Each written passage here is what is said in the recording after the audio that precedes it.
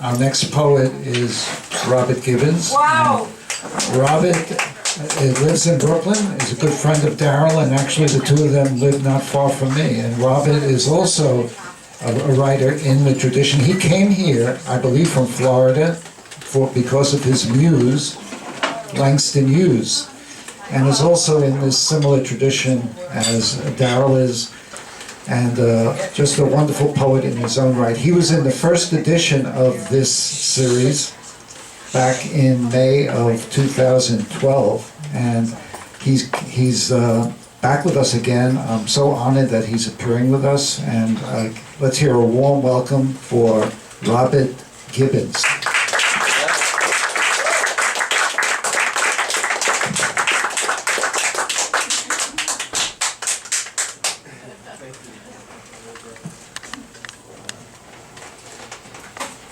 Okay. Thank you so much. How's everybody doing? Good. I was listening to some of the old versions of this reading and I laughed at myself. Grown a little bit. Thank you to my friend Daryl and his wife, Joy, to many of my friends in the room, Robert Roth, Barbara Newsom, Patricia like Carrigan. You were great uptown. Thank you. Right. Yeah, right. The Barefoot Prophet at Harlem Studio Museum. Vander Zee corners me with tufts of Frederick Douglass, his eyes the color of the bloodlust, his feet run to the river, carrying liberation theology and democracy. The Barefoot Prophet is looking for James Cone and Peter Gooms. He finds Howard Thurman living among the storm. He finds the God of color, the Atmos Christos, in his stare in the glare of Sankofa, in red ochre and sienna, the bitter sallow of the diorama. He finds the junkie Christ twice crucified. He finds the subway poet with no words but compression. He blows fire to the oppression. It's Quetzalcoatl and Estebanico. He finds all the Martins in triage. Martin Banal, Martin Luther King, Martin de Porres. He finds them in between the Purgatorio, the blues people, the red people, the orange people, the sacred forest people, the people on the goat path, the people with no date. He corrects Jupiter Hammond and Simpson Mammon. He cogitates the perplexity of his verses. He is not rehearsed. He speaks from the consciousness of his pulpit, from the haunts of his mother wit, and all are left of his toes, and each one is going back to God.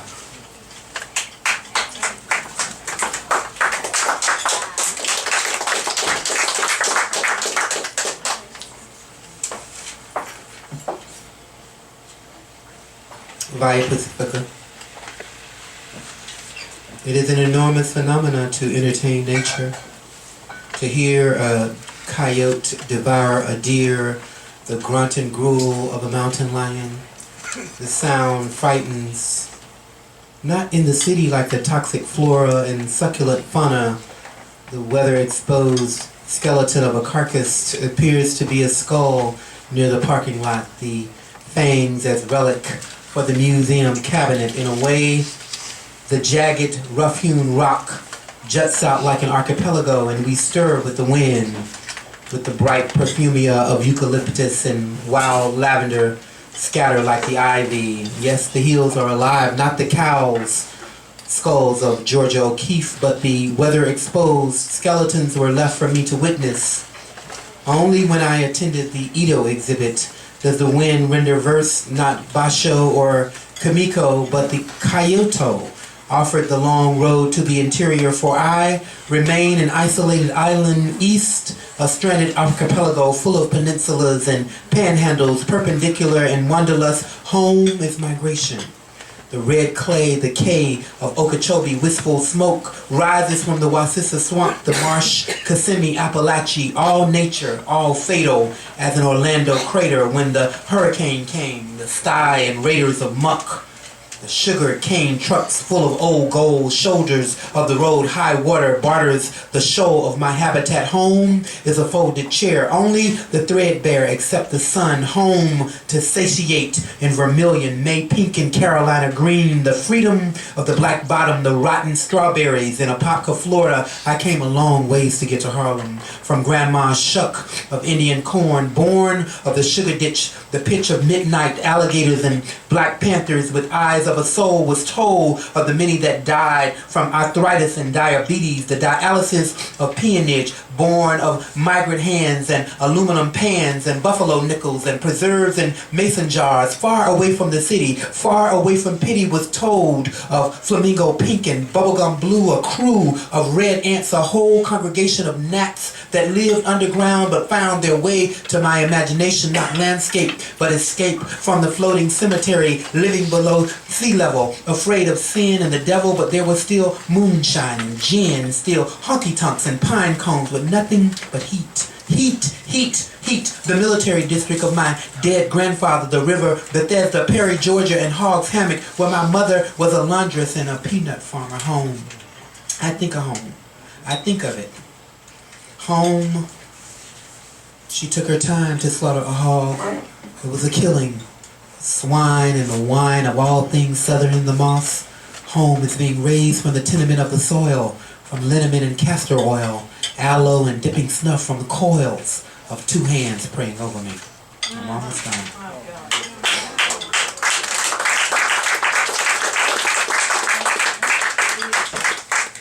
Take your time, Rob. Thank you, Daryl. I appreciate that. I'm nervous. I'm panicking. There's no panic. You know, I'm not panicking. Not yet. Now go on and learn the art of modeling before you learn of finishing Michelangelo. Mother's Day, the wooden spoon. As a child, I was naturally attracted to objects. I had a habit of walking up to the stove trying to take the wooden spoon out of a pot of grits. And my mom, being the observant mother she was, immediately recognized this obsession and responded accordingly. Every time I would see a wooden spoon, I would burst out into a laugh. Because one day I tried to take the wooden spoon off the stove, and my mom said, "Robert, I told you not to do that." But I continued to be inquisitive. I continued to be disobedient to her command. She conveniently took that wooden spoon out of that pot of grits and asked me to open my hand. As politely as she could, she tapped me one time in the center of my hand. "This is to teach you my command." Mother's Day. Thank you, Mom. Love you. But tapping me in the middle of my hand. Dear history, Pacific Northwest. Are you ready to face the night? Philip Larkin. I ended up in a place called Cape Mears, a lighthouse in fog near Jagged Rock off the Pacific coast, to the sound of the American coot, as I was told, just traveling. Me and a holy man by the name of Montezuma. He invited me back to Utah, to a place he called the Four Corners. But when he heard I was from New York, he smiled beneath his feigned sophistication, beneath his cut and paste of an art colony, his facial degeneration. Only the cow skulls of Georgia O'Keeffe did not want to be so transcontinental. Women rode yellow bicycles and ate from gourmet trucks, and I just stood there and watched the Oregon oak as big as Abraham Lincoln's feet. Someone has to save me. I cannot save myself. We sat there, Montezuma and I, in front of this enormous octopus tree, one bark with 8 trees towering out of its side like some kind of experiment. Legend had it the natives prayed there, but I was not in prayer. I'm a naysayer with my Eastern doubt and my road tourism. I just wanted to sit and allow the hydrangeas to strangle me. He convinced me to disappear in the forest. Thank you, I'm almost done. Life began for me when I ceased to admire and began to remember. I remember the manservant Aaron Dupuy. I sit and want the freedom on the square. This is calamitous for these times, the space, the effort to erase the man, the place to compromise with spies on the Barbary coast, the charity of the Methodist Church in St. John's, where Thomas had a pillow for his knees, and Van Buren and Quincy Adams once held the keys. They dined there and took shots of punch, of tequila, bourbon, ate their haunts. Their garbled voices are historic. And there are others like me, by the name of Aaron, without name, hiding in this background of liberty, in this backdrop, the perpetuity of those of us enslaved. Pens riddle, the streets become grave, and Whitman, the nurse, will sing this song. The colors parade in a cast, and the city becomes a sky of blue and gray. No pavement, only gas and fray, with lights and plumes and wicks are pitchforks, and I, his manservant, is a cause for my bondage. My duty is the fiduciary reason I am here, and my wife Charlotte threatens to Annapolis, the capital of capital. She runs past Bladingburg Road, past Dolly and Abigail, past the upright horse of Andrew Jackson and Von Steuben, and Catlin remembers this extermination. The exotic dress of Mandan and York, recording in the Journal of Lewis and Clark. Maybe the mighty Mississippi will open and allow me to cross over into Dred Scott, over into Canada. The Reverend of Elizabeth Keckley beats my back, and it's hot in the cicada field, and this appeal to the legislature, the fate of insurrection being sold down river, the unforgiving remnants and pendants of purple hearts of Robert E. Lee in Arlington in the fall of Virginia, the old dominion of sick and shut in, and Senator Henry Clay. He asked me to remove his peapot, to take off his shoes, to rub his back, to relieve him of stress, and my wife has taken all I have. My 2 children will never know me because I am an own man. I'll do one more. Thank you, Bernie. I'll read one from my book, Close to the Tree. I do have a few copies. My last poem. Thank you so much for your patience. Hostage for 18 minutes. She said I could not go on the train for another 18 minutes.